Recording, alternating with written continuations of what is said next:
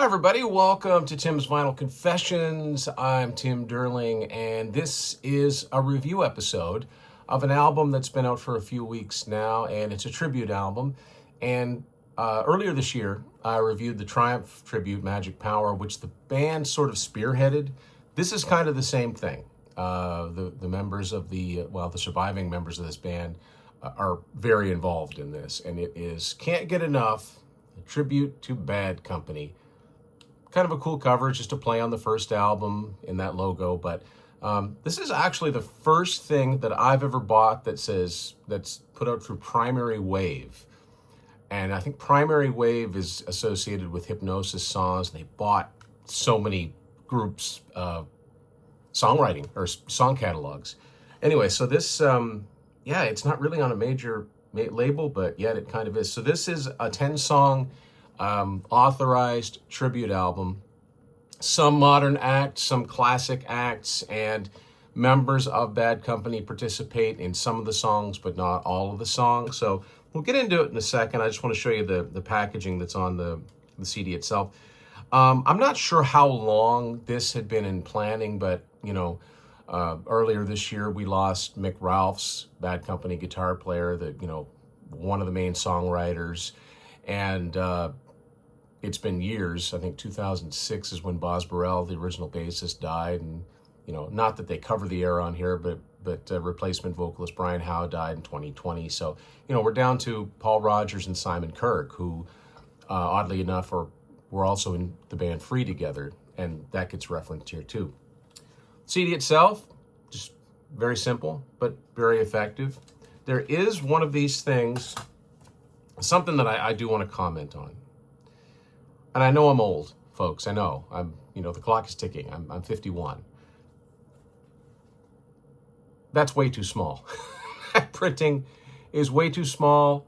It looks faded. If it had been bolded, maybe I could read it, but I don't know. I can't read that. That is a cool shot of the classic band. Other than that, there's not really much. There's the information about the songs. What's on the back here is actually a write-up by Eddie Trunk. Now, if I shined a light on that, I might be able to read it, but, maybe the vinyl you can read better. I just have the CD. I will say that one thing, it's not terribly deep with the track selection. This is really, you could go into this being a very casual Bad Company fan or just a fan of any of the artists that are on here and latch onto this. Or if you just listen to classic rock radio any amount. If the only thing that you have by Bad Company is the 10 from 6 comp that came out in 85, you'll know most of the songs on here. Now, that's not a bad thing. It's just, it is, I like it when you get an artist and you can kind of tell they're a big fan because they go for something obscure. So I made some notes about each of the songs that are on here, so I'll talk about them. Now, the first track is a Bad Company classic, Ready for Love, done by the artist known as Hardy. All of these reviews are my opinion. Every time I open my mouth, it's my opinion, obviously. The only note I made for this is no. Just no. Got nothing nice to say, don't say it. It's not for me. Next up, Shooting Star. Now this one is by Hailstorm, and it features Paul Rodgers, although I can barely hear him. Lizzie Hale kind of drowns him out, but it's cool. The thing is, these Bad Company songs, this is something I've talked about with Martin Popoff. They were written so simply, and they're just bare bones songs that sometimes there's not a lot of excitement there, but I really liked this version of Shooting Star. Of course, it's in a higher key to accommodate Lizzie's vocal. It's really good. It is really good. So that, we were off to a shaky start, but it gets pretty good from here on in. Next up, again, not getting terribly deep with the track selection. Feel Like Making Love. It's one of Bad Company's all-time classics. This is by Slash featuring Miles Kennedy and the Conspirators. This is good. I mean, this sounds about like what you'd expect it to sound like.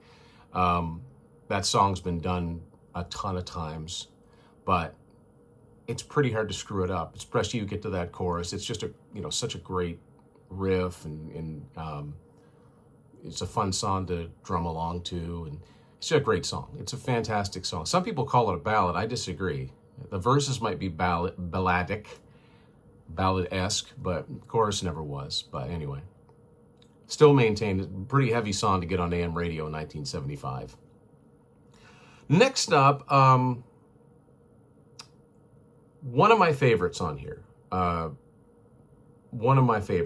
might be my favorite. Run with the Pack, which is, it's a popular Bad Company song. It's on all their best ofs, but it's not one that you hear all the time. This one is by Blackberry Smoke, featuring Paul Rodgers and Bran Daler. I had to look up Bran Daler, and I made some notes. What band was Bran Daler from? Of course, I can't read my own writing. Anyway, it's really good. It's probably my favorite on here. Extremely well done. Like, extremely well done. If I was going to put a single out from this, I would. Absolutely. Next up, good newer rock and roll band, The Struts. I don't like all the stuff I've heard from them. Some of it veers a little bit too pop, but they do a decent version of Rock and Roll Fantasy. Pretty good. And that's been put out as a video. Next up, we have a guy named Charlie Crockett with Bad Company, the song. It's a bit too twangy for my tastes. It's a little country, but it's not bad. I can listen to it as opposed to something else that I've already talked about. Next up, another good new rock band, Will, that you see on here all the time, is a huge fan of this band. My buddy Brian Foster is, that does the Y&T vinyl page. They both really like Dirty Honey, and they do a really good version of Rocksteady. Really like that one too. That's a good cover. Next up, Blackstone Cherry, pretty good newer rock band. I mean, they've been around since the I think 2006, their first album came out. They can go real heavy and they can go southern rock. They've got a lot of mixtures of things. And they do a good version of Burnin' Sky. Now, Burnin' Sky should have been on 10 from 6, but it wasn't. Anyway, but I love that song. That is just a great Bad Company song that I'd like to have that one revived. I'd like to hear that one on the radio a little bit more, like instead of playing Can't Get Enough, Feel Like Making Love, Bad Company, play Burnin' Sky once in a while. That's great. Next up is, one of the main reasons I bought this, obviously I'm a huge Def Leppard fan, but it's really, really interesting for a lot of reasons. Seagull. It's Joe Elliott and Phil Collen from Def Leppard, and this one features Paul Rodgers and Simon Kirke. Now, the reason this one is fairly interesting is because when Mick Ralphs died, Def Leppard posted a clip of just Joe and an acoustic guitar, sang a bit of Seagull in tribute to Mick, which was pretty cool. But because I was a Def Leppard fan early on, and I got into Bad Company and a lot of other 70s hard rock stuff later, I heard Seagull after I'd heard a lot of Def Leppard stuff. I think I probably wasn't until the mid-90s that I heard the first Bad Company album. Def Leppard's song that Joe wrote, From the Inside, which is primarily an acoustic song, it was a B-side, and you'll find that on Retroactive. I realized once I heard Seagull that it borrows a lot from Seagull, the From the Inside. It's a great song. From the Inside is an amazing song about drug addiction, and I highly recommend it. It's like I said, primarily an acoustic song, and the Hot House Flowers guest on it, so it sounds really different for Def Leppard, but it does have a lot of elements that came from Seagull. I'm not saying it's a ripoff. I'm saying it was obviously inspired.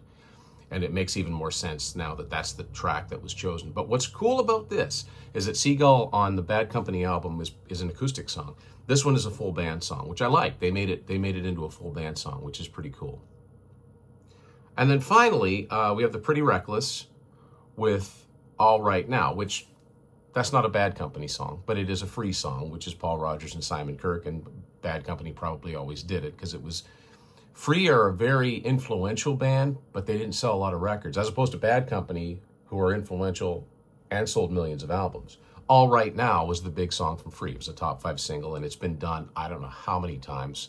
I mean, since 1970 when it came out, it's been done a ton of times. I think the first time I ever heard it might have been the Santers version, or Rod Stewart does a really terrible 80s version from 84. But anyway, So I get it. It's in the Bad Company orbit, definitely. And this is good. This is a good version of it because, I mean, again, those songs are so simplistic and you've heard them a million times, but Pretty Reckless version adds some excitement into it, so it's pretty good. So this is not, this is not an album I'll return to over and over again, but I do think that for the most part, it's worth picking up. If you're a fan of Bad Company or if you're a fan of any of the individual artists on here, you should probably add this to your collection. And that's about it. Really, there's only one song I don't like on it. But so 9 out of 10 songs, pretty good. It's not going to take the place of the originals, but it's a nice add-on. So there you go. That is my review, for what it is worth, of the Bad Company tribute album. Can't get enough. Curious below what you all think of it. Have you heard it?